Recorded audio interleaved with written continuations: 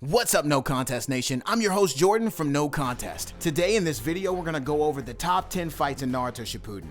We really did our research on this one, and we were extremely careful in choosing where to place these fights. It took about a month to figure this all out, but we're finally happy on where we ranked everything. Also, make sure you stay to the end of the video to figure out what fight is number 1 on this list. Please, if you're watching, like the video and consider subscribing and becoming a part of the No Contest Nation. Your support goes a long way. Without further ado, let's jump into the top 10 fights of Naruto Shippuden.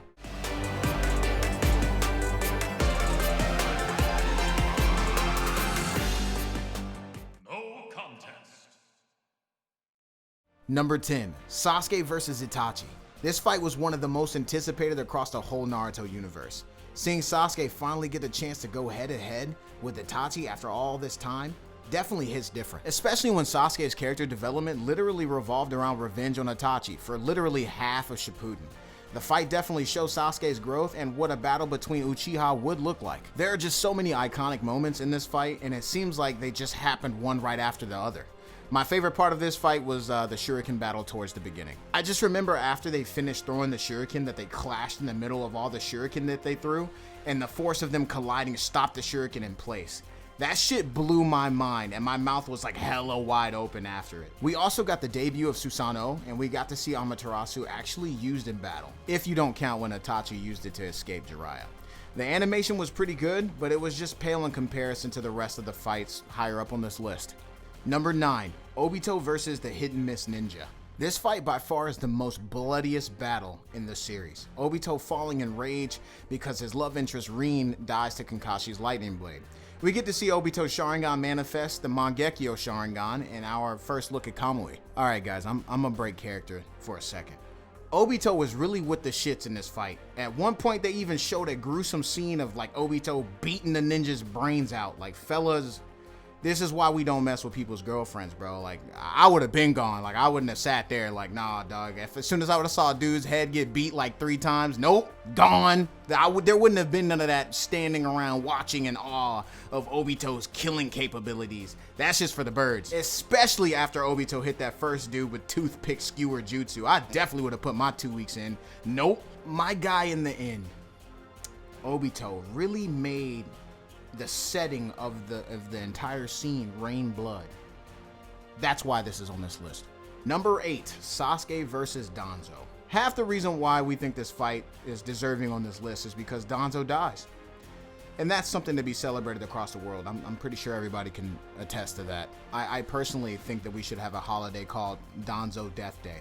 And anyone that looks like him, you get mopped immediately. However, this was a great fight. Danzo's old ass actually pulled out some pretty cool stuff, so I can give it to him. We find out that Danzo has Hashirama's cells implanted in his arm to be able to use the Izanagi, which is the first time we see it. Sasuke has a lot of breakthroughs in this fight as well. I mean, if you think about it, he technically killed Danzo 10 times, which is a feat I'm sure most of us want under our belt. We get some confirmation that the village elders are the ones that sent Itachi to slaughter his clan. So we get some closure and, you know, some meaning behind the fight, and the animation in this fight was actually alright. It wasn't the best, but it was good. Number 7, Jiraiya versus Pain. This fight was cancer for a lot of Naruto fandom. Obviously, if you're watching this, you know Jiraiya unfortunately meets his end here. But nonetheless, we got to see the extent of Jiraiya's abilities. I honestly believe that the only reason Jiraiya lost was because he got jumped.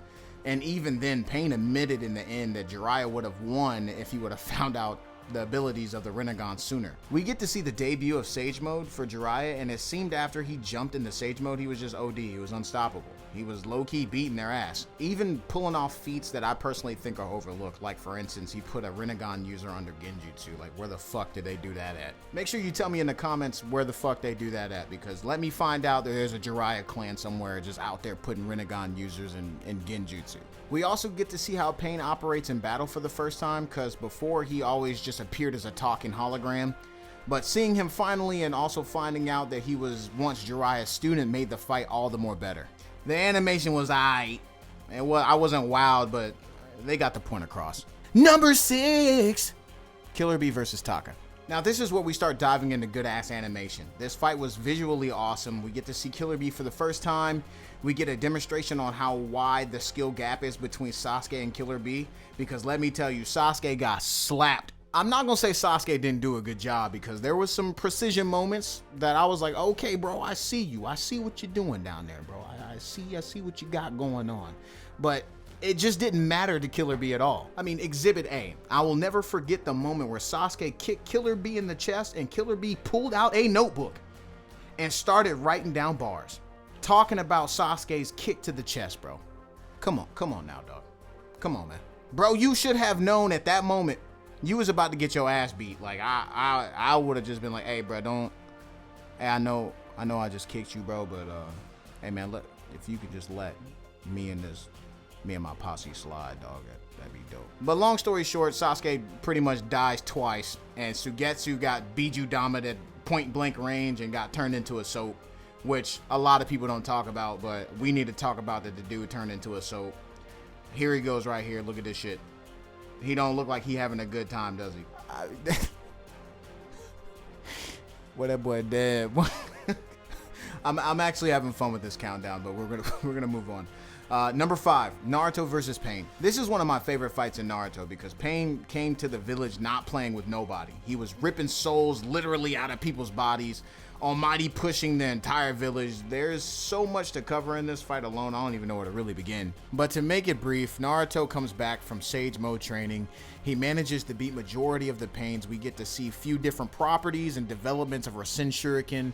We get some new abilities in Naruto Sage Mode that I thought were pretty dope, like Naruto being able to not physically hit you, but I believe there's like an invisible Sage Chakra that can be aimed to still land a hit, purposefully on a missed attack. I think some of what I love the most is that Pain's ideology actually makes sense. He's not just some brain-dead villain. Honestly, if you look at the world through his eyes, he's doing what he felt was the greater good. We get to see Naruto enraged after seeing Hinata being ragdolled across the stage, making him turn into the Nine Tails, and for me, that was the best part. We really get to see how powerful the Nine Tails is and how much, the main path of Pain is OD. I will never forget the part in that fight where Pain was running on water and he had the Sonic feet. Like, he had the little wheels, bro, and he was bro was gone, bro. Now, I know some people will disagree because I have seen those stupid ass, frame by frame pictures that people have out there of Pain. I agree that shit is kind of wonky, but I think they did that on purpose for dramatic effect. But it's still definitely one of the best fights. Next up, number 4, Might Guy versus Madara Uchiha. Now, this is a fight that gave me chills after I watched it. I was so amazed at Guy's sheer, power in this. Most times when we hear about the 8 inner gates and how they're explained, obviously you reach gate 8, that's the gate of death. You die. That's it. So no one can practice gate 8. Unlike the other gates, you just get extremely fatigued, right? If your body is physically fit, that is. So what's impressive to me is that gate 8 is purely improv, and Guy almost managed to kill Madara in this fight. Even though he sort of had help, but I don't know if that's enough to really take away from Guy. It's just dope to see pure hard work can match the gifted.